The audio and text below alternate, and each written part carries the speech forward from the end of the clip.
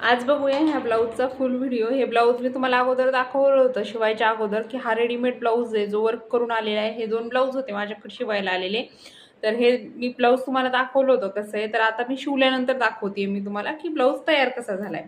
तर ही बघू शकता याची फुल डिझाईनमध्ये स्लीव्ज होती। तर छान आहे, वर्क एकदम भारी आलं होतं। थोडीशी फिनिशिंग आहे हे, पण छान वाटतंय। तर हा समोरून प्रिन्स कट आहे आणि हे याला उजव्या साईडला बरोबर असं जिकून आपला पदर नसतो तिकून त्या साईडला येईल आणि ही बॅकनेक आहे। इथं अशी डिझाईन होती आणि त्यानंतर हे असे लटकन्स येतात।